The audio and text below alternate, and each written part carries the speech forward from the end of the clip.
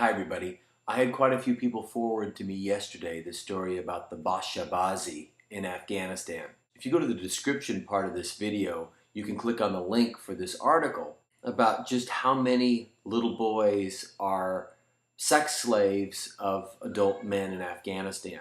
I don't know what to make of it, and somehow they say it's born of the inaccessibility of women in this culture, that little boys are openly used as sex slaves and men are actually bragging about it. And I met with a group of liberal people who share views with me, and we all shook our head last night. And I said, I'm just going to ask my audience. There are two sides to the story. So I'd like to hear more. I know there's a lot of other things going on in Afghanistan as well, but I'd like to know from people who've been there or people who know the region.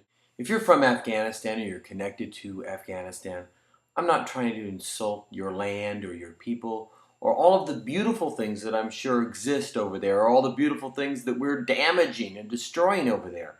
These are separate issues. Millions of Americans have read this story. Yesterday I read it for the first time. It's all over America, and it's making Muslims look bad. Let me clarify my statement, making Muslims look bad.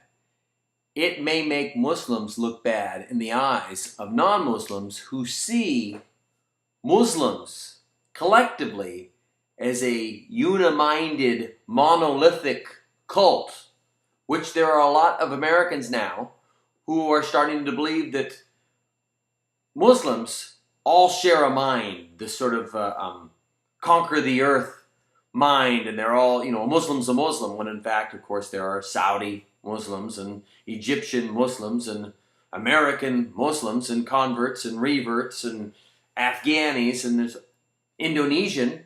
For the rest of the people who really don't understand anything about Islam other than what it is they hate, this is another excuse for them to hate Muslims. So let's clarify. That's my point. I'd like to hear what some Muslims think, some perspective about this, because right now it's a damaging story out there, and it's a big, big news story. It has all of us going, what? So when I go to a meeting and sit down, they ask me about Afghanistan, because it's the type of topic people love to talk about. I want to have an answer. Will you give me some perspective, please? And please don't take my question presenting the story as an insult, because that's not my intention. And so, here's what some Americans are saying. From the article, if you read the article, it says that these men are saying, you only ever really get to see a woman because of the veil. You only get to see them when you marry them. So men and boys, you can see, and it's socially acceptable to see them dancing or whatever.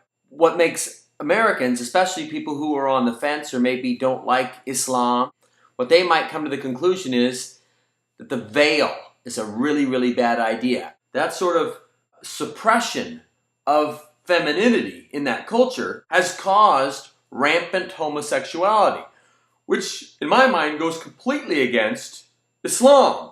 What happened? What happened in Afghanistan if this is true? And is this all true? Let me know.